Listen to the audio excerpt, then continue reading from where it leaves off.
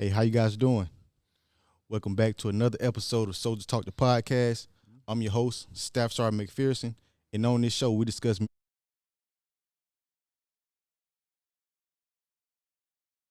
military topics with current and prior service members. Today I have a special guest with me. I have Major Rivers. How you doing, sir? I'm doing well, thank you. Doing good. Sir, can you kind of go ahead and kind of introduce yourself to the people? Sure. So my name is Rick Rivers. I am the 44th Medical Brigade Chaplain here at Fort Bragg. Been here for about a year. Served now active duty in the Army for coming up on 12 years. Did 5 years prior with the Air Force as a chaplain candidate. So, seen a little bit, been in a little bit. Yes, sir. Good times. Yes, sir. So, where are you from, sir? Jacksonville, Florida. Jacksonville, Florida. Okay. Yeah, so my stepdad, he's from Florida also, but Clewiston, Florida though. Mm-hmm. Yes, sir. So kind of want to get into what made you join the Army, sir? Well, for me specifically, being a pastor and a chaplain, it was a calling from God. It's part of my faith journey that, when I came to a point in my life where, God started speaking to me. It's one of the few times where I've literally heard the voice of God in my life. And one of them was to become a chaplain in the Army.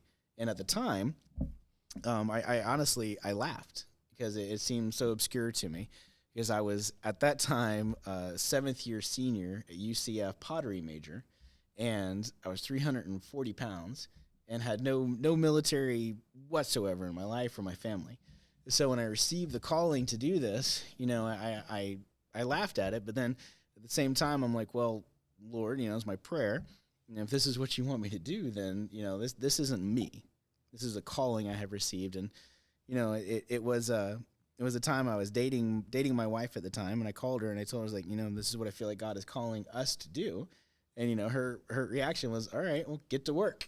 And so I had to, get to work and lose the weight and do what I had to do. So to answer your question, the reason I joined is because this is what God has called me to do and has since, and that's why I do it. Okay. Yeah, that's sort of interesting. So you say you was a pastor before the Army, or? Right. Okay. So one of the prerequisites to become a chaplain, you have to have your master's of divinity, and you have to be endorsed by a denomination, so like Baptist or Catholic, different ones like that. And then another one of the prerequisites is you have to have a certain amount of years as a pastor before you come in. And so it all lines up that by the time I got everything done, I was 32 years old, and I was considered young when I came in, but it just takes all that time to get there. Okay, so you said basically you saying it was your calling to do that. Mm-hmm. So was you always kind of like into like religion, or like so what I want to know, like what kind of like started you on the interest of like basically wanting to do a career or want to do something that involves the higher power, or like, you get what I'm saying? Like what made you pick that career path? Well, I'll be honest with you and say this. If it wasn't for the calling that I had received, I don't know if I would have volunteered for this.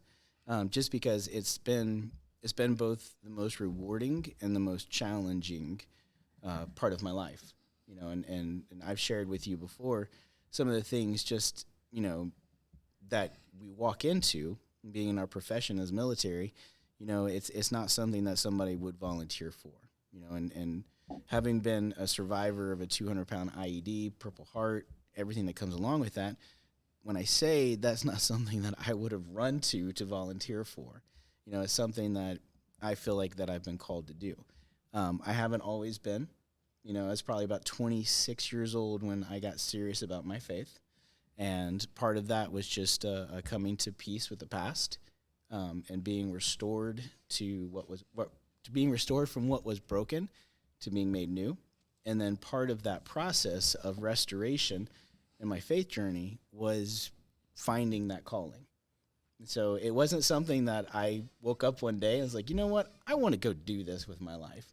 But looking back now on the maybe 20 years that I've been a Christian, I wouldn't, even as hard as it's been, I would never not want to do it.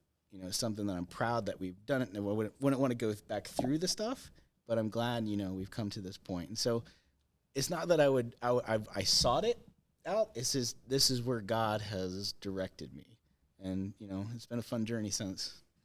Okay, yes, sir. So if you don't mind me asking, what is your religious preference? Okay, so I grew up Catholic, and it wasn't until I was in college that I found faith to be more than what I thought it was. And it was at that time that I was at a church. It's a Church of God. That's the name of the denomination. So just like you got the Methodist, the Baptist, Church of God is another denomination.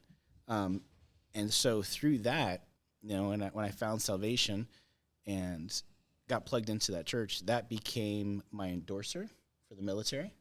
And so that is part of the process of coming into as a chaplain. You have to have an endorser. So the Church of God is where we did it. Yes, sir. So, so with you being Church of God, so how do you cater to soldiers with different beliefs? So what's the process of you catering to soldiers with different beliefs, sir? So part of being a chaplain in the military means that my job is to make sure all soldiers are allowed to exercise their religious beliefs. And so it's not that I only cater to the Christian or I only cater to a certain group. My job is to make sure that any soldier who has a religious preference is their needs are met. Now that doesn't mean as the chaplain, I'm just going to give you an example, if I have a Wiccan soldier come up to me and say they need help with their service, finding service, I'm not the one who's going to perform it. But my job as the chaplain is to make sure that they find where they need to go so that they can practice their religion. According to Title 10, you as a soldier have the religious freedom to practice your faith as long as it doesn't interfere with mission. So with that being said, my job as the chaplain is to make sure that those soldiers are resourced. Yes, sir. So another thing, so as far as the different denominations, so as a chaplain, do you guys have like different badges that you guys wear, like for say if it's like a Muslim chapel or okay? So I didn't know the difference. I didn't know. So in order to be a chaplain for your faith group, there's a couple of things you have to have. One, you have to have a master's of divinity, like I said, and then the other is you have to have an endorser. So there are a few agencies that do that. Christian, of course, with this one, the Protestant, this covers the cross, it covers the Catholics, and it covers the non-denominational and the Protestant. So that's a big umbrella. The smaller faith groups that still have representations within the chaplain corps, you have the Muslim, who have the circle, or the half sphere, and then you have the Buddhists, who have it looks like a steering for a ship.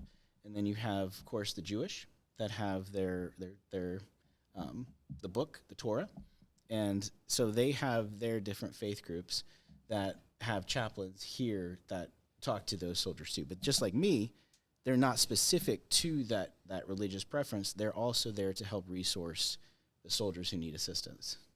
Yes, sir.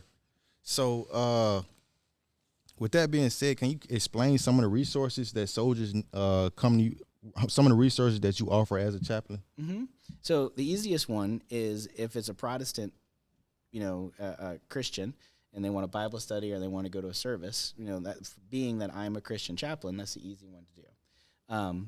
There are others, though, that let's just say religious accommodations.